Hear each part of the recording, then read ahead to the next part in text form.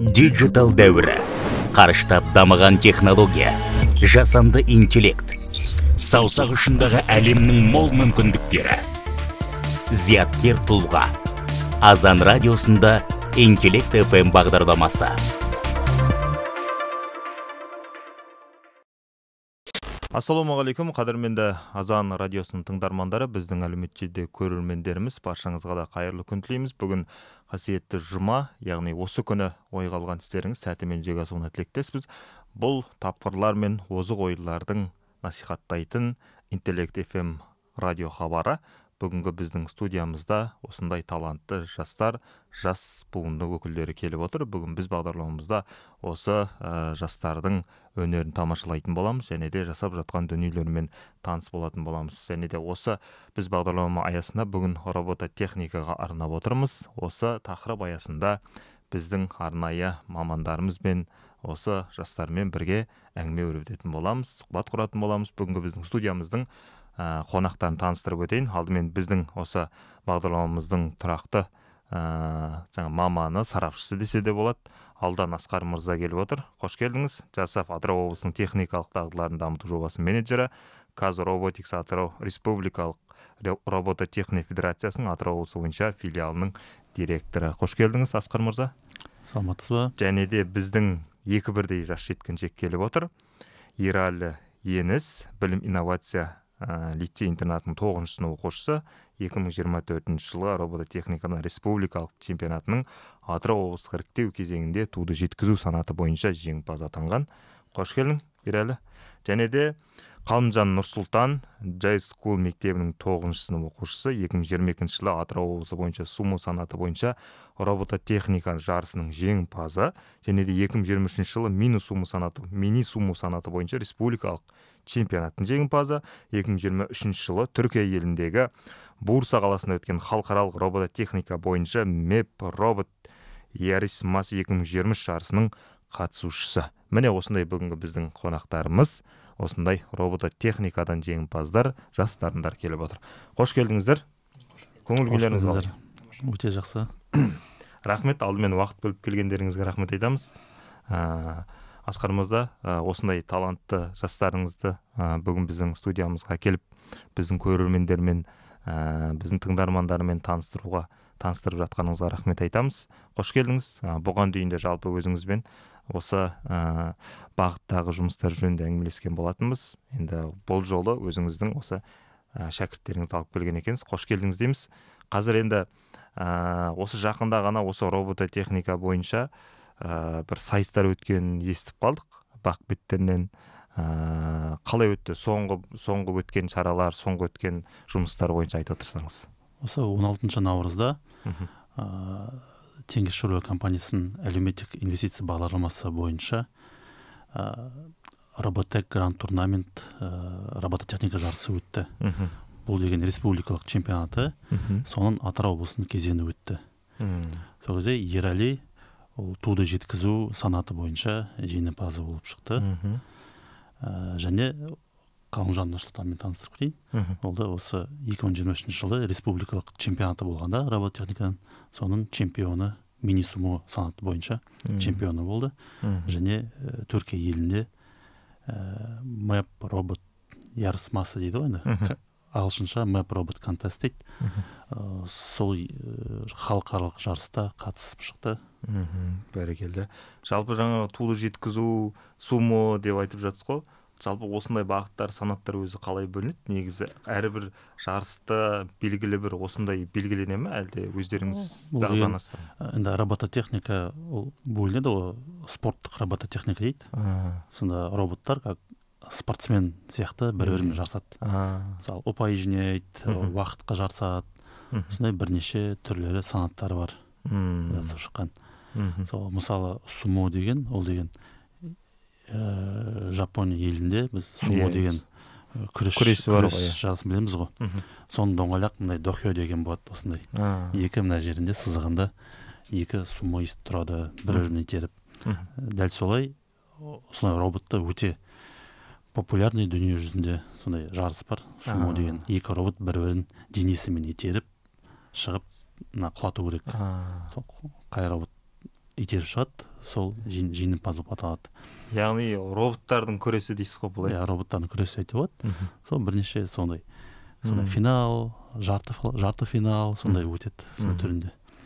Жақсы, түсінікті. Енді қош келдіңіздер, Ерәлі, Нұрсұлтан.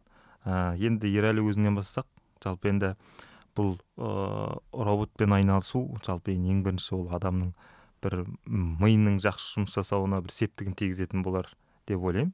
Жалпы бұл робот жасаумен қай уақыттан бастап шұғылданып келе жатсың? Және неге қызығушылық қалай пайда болды, сол жөнінде айтып кетсең. Мен біздің мектебімізде Атырау білім инновация лицейінде былтыр технопарк ашылған болатын. Ол жерде роботтехника саласы өте жоғарғы деңгейде болды.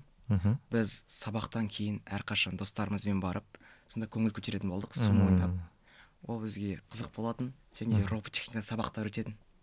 Біздің ағайлар сол салығын бізге көрсетіп дамытты, және алға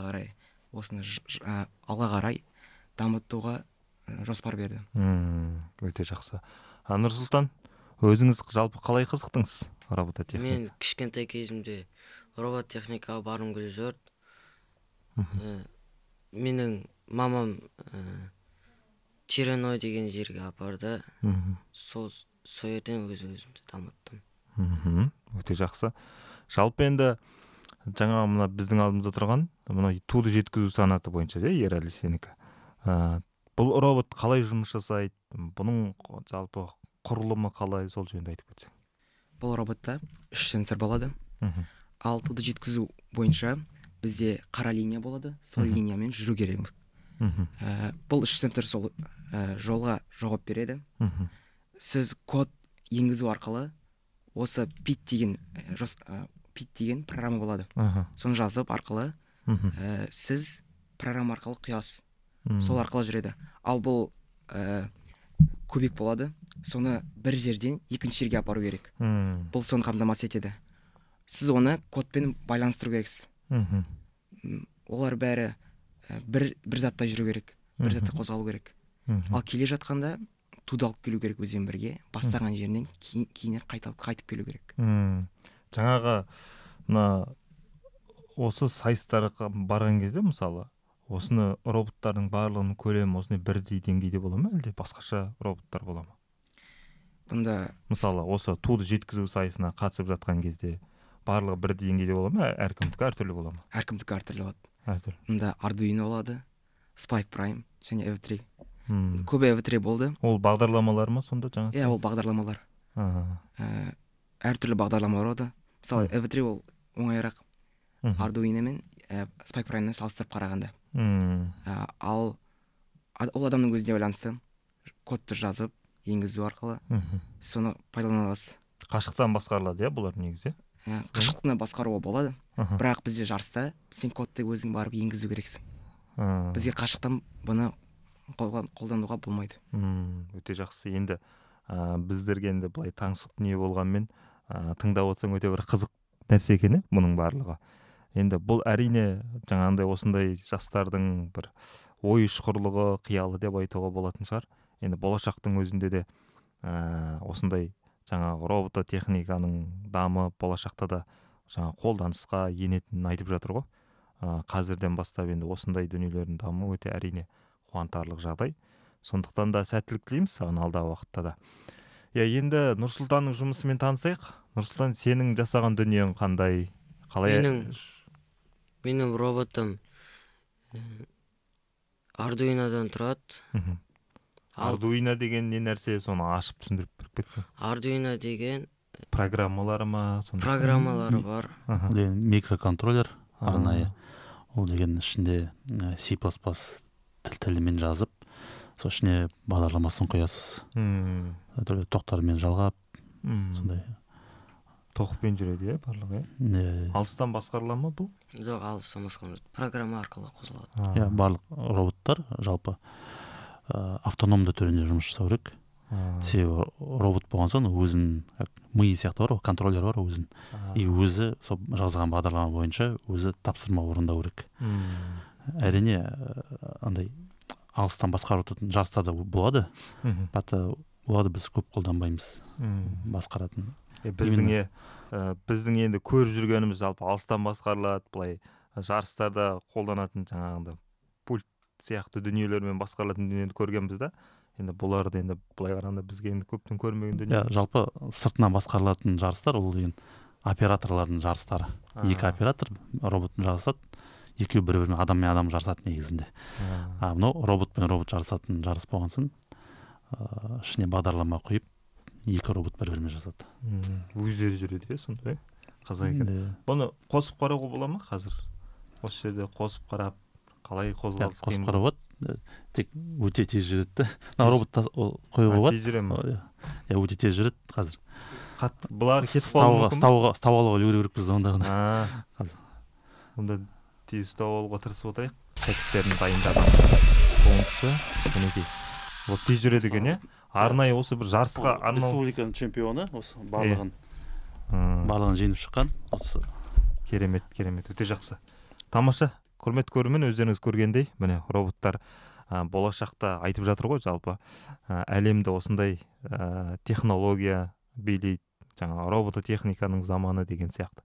Біздер бұрын енді жаңағыдай көк жәшіктен, теледидардан көреміз, ақпарат құралдарынан естиміз, десе де қазір осылай енді жасалып, дайындалып, біздің күнделікті өмірімізге еніп келе жатыр ғой. Керемет бастама, сәттілік тілейміз. Әлі де дамытып, болашақта бұдан да мықты жаңағыдай дүниелер жасай берулеріңізге тілектеспіз. Енді осы роботтардың енді жалпы жасалу құрылысы, құрылғылары, жаңа механизмдері, қолданылатын жаңа заттар туралы айта кетсеңіздер. Жалпы олар қайдан келеді, қалай өндіріледі, біздің елімізде бар ма? Бұл робототехникадан енді әртүрлі фирма болады. Мысалы, мысалы Lego тұрды. Legoның EV3 түрі болады, және Spike түрі болады. Spike жаңадан шыққан түрі бар. Одан басқа тағы да Vex деген роботтар бар, Make Block деген бар, түрлері бар.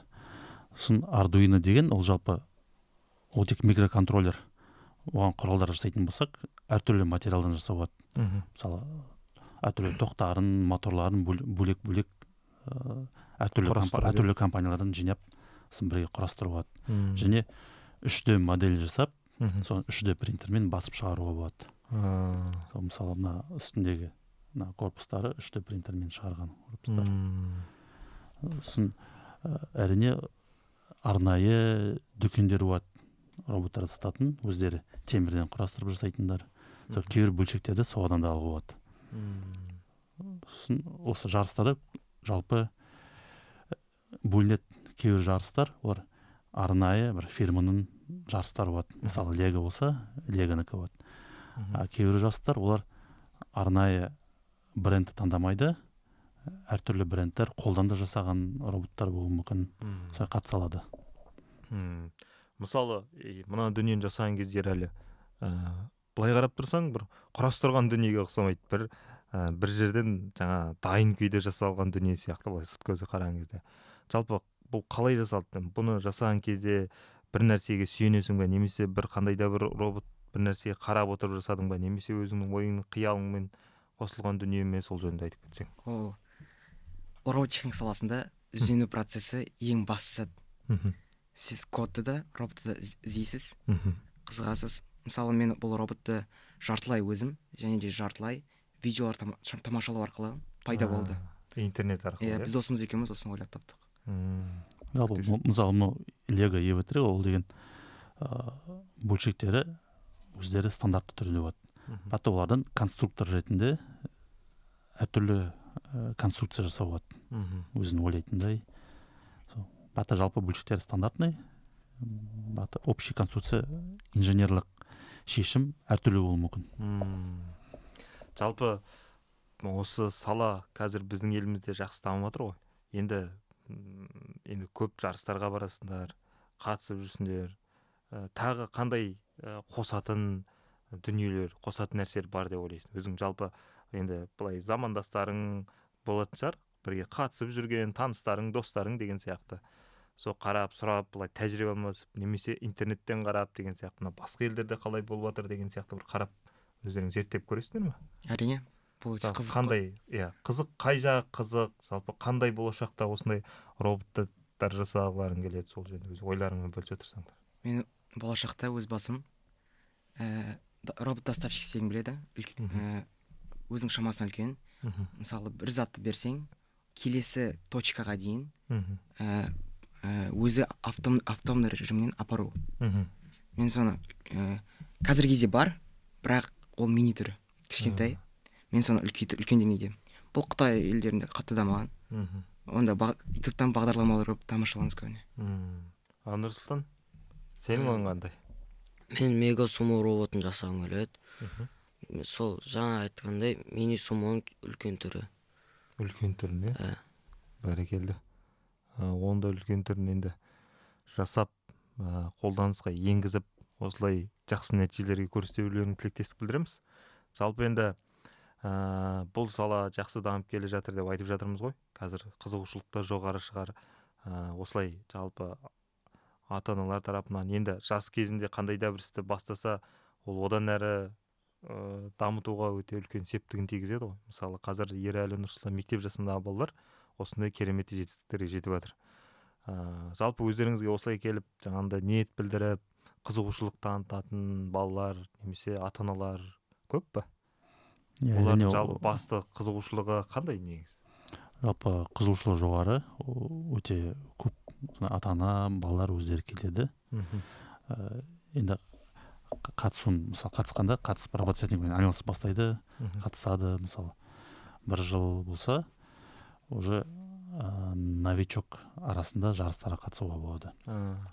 Және ары қарай 2 жыл, 3 жыл қатысқанда уже қиынырақ жарыстарға қатысып, тәжірибе жинай береді. Тәжірибе жинап уже жасай беруге болады.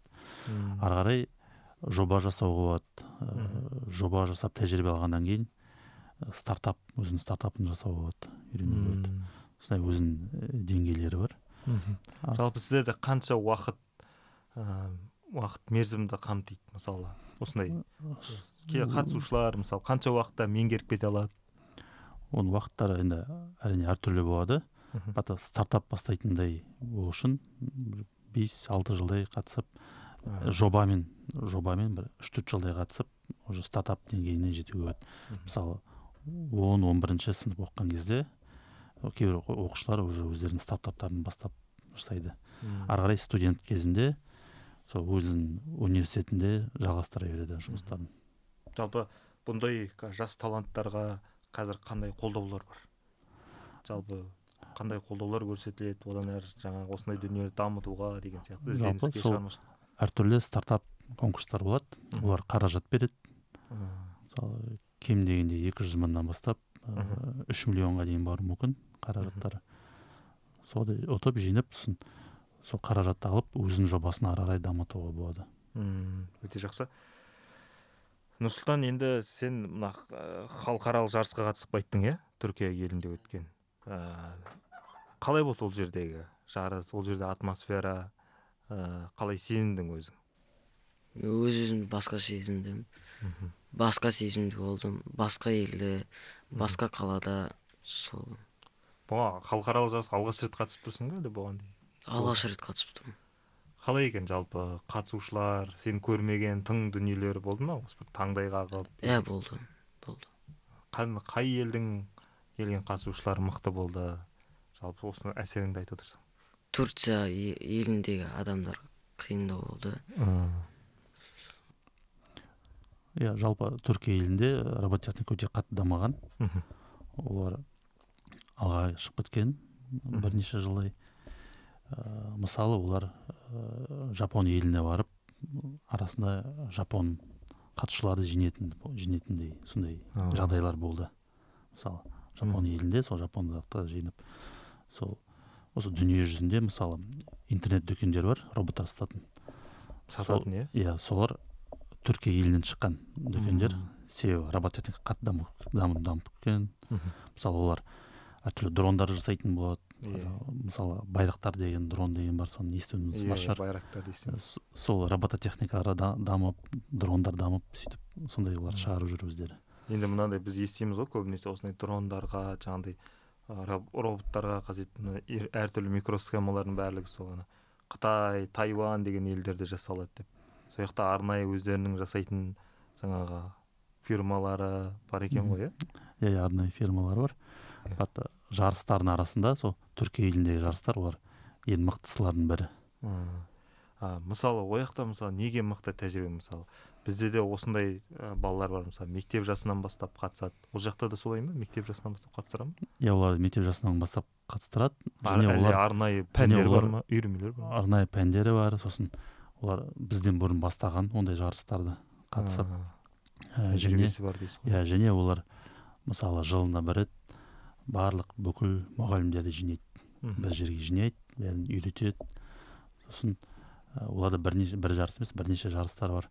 Сол барлық бүкіл Түркия елінен бәрін жинап, және халықаралық жарыс жасап, басқа елдерден жинап, оларға жағдай жасап, соны қатыстырады. Сосын сол Түркияның оқушылары, тренерлері сол басқа шет елдің қатысушыларынан тәжірибе алады. Өте жақсы. Ерәлі, жалпы жаңа мектебімізде осындай арнайы үйірме бар дедің, робототехника. Қазір қалай жұмыс жасап жатыр?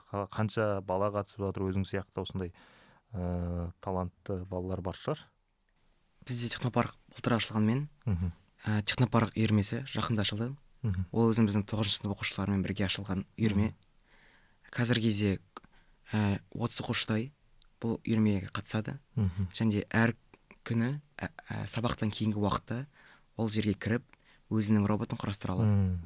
Яғни еркін, кез келген уақытта барып жасай беруге болады. Мысалы, обед уақытында. Өте жақсы. Жалпы енді өздеріңіз болашақта қандай армандарыңыз бар? Осы саланы дамытып, робототехниканы дамытып, одан әрі мысалы қандай жетістіктерге жетуді көздеп отырсыздар деген сияқты мақсаттарың болса бөлісе отырсыздар. Мен болашақта қазақ еліне бір өзімнің көмегімді білдіріп, осы робототехника саласын дамытқым келеді. Жаңа бір роботтарны ойластырғым келеді. Және бұл болашақта қолымнан келеді деп ойлаймын.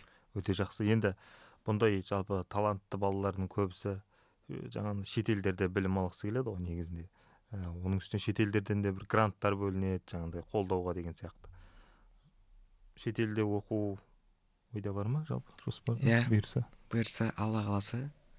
Білім шыңдап деген сияқты. Білім шыңдап, осында Қазақстанға оралып, өзімнің проекттерімді әкелгім келеді стартаптарды. Өте жақсы. Нұрсұлтан, не айтасың өзің? Мен сол робототехника саласын дамытқым келеді. Шетелде оқығым келеді. Иә, дамыту үшін енді көп білім де керек қой. Ары қарай дамыту керек, оқу керек, білім жетілдіру керек деген сияқты. Өте жақсы, керемет.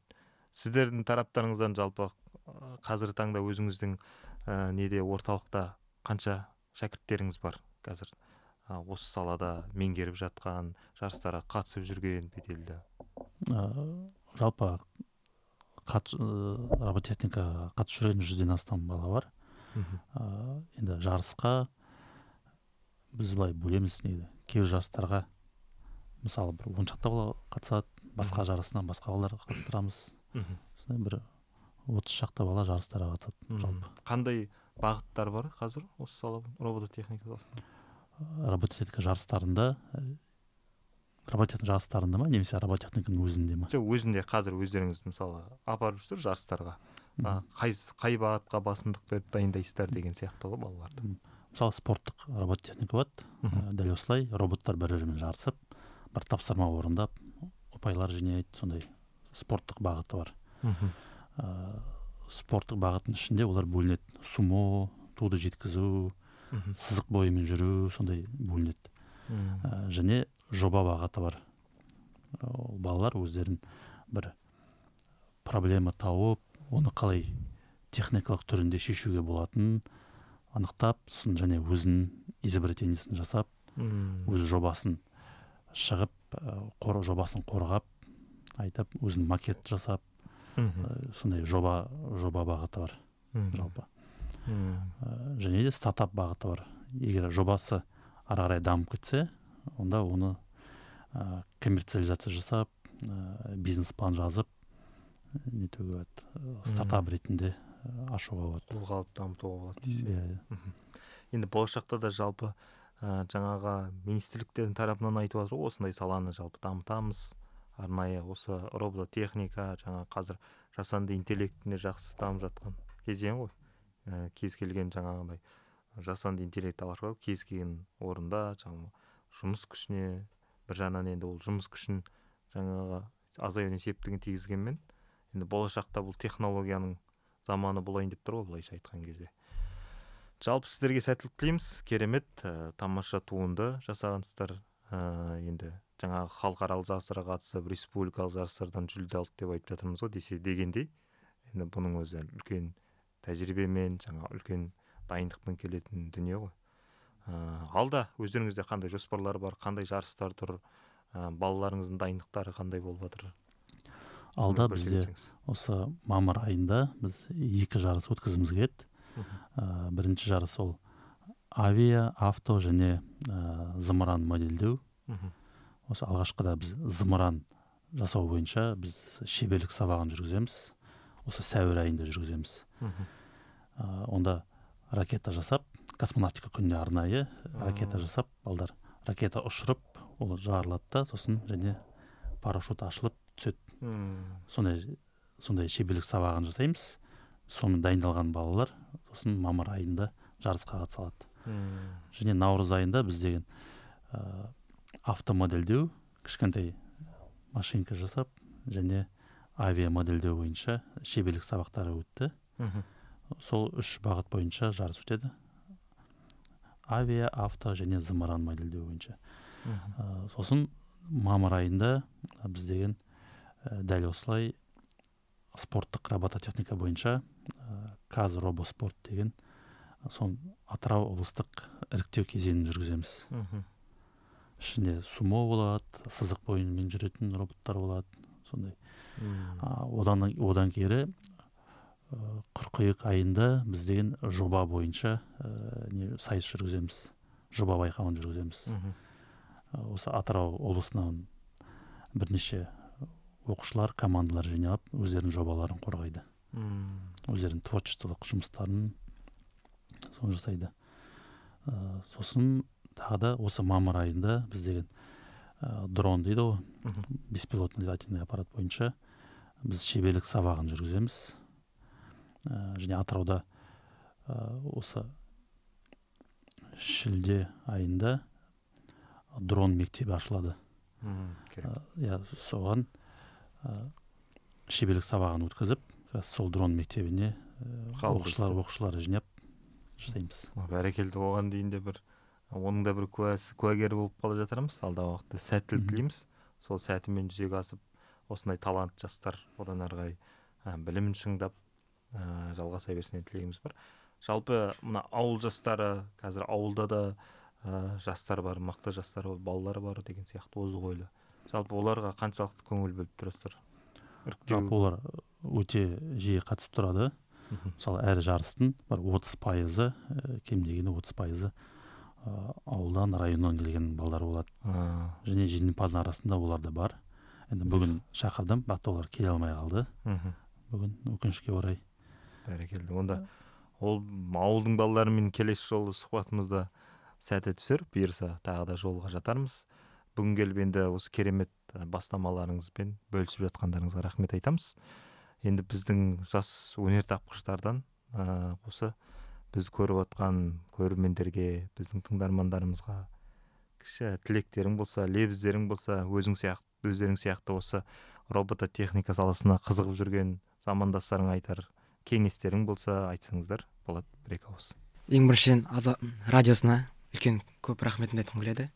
Екіншіден, жастар, сіздер болашақ адамсыздар, болашақсыздар, және де қорықпай, сеніп, уверенный болып, осы робототехника саласына келсеңіздер болады. Мұнда қорқып керек емес, жай өзіңізді сынап көрсеңіз болады. Нұрсұлтан? Жаңа айтқандай, Азан радиосына рахмет.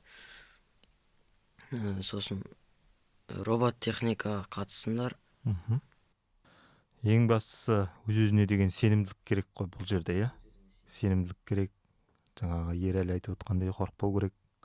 Ең бастысы өз-өзіңе сене білсең, жасайтын дүниеңді ойдағыдай алып шығуға бір үлкен мүмкіндік қой, бұл да бір.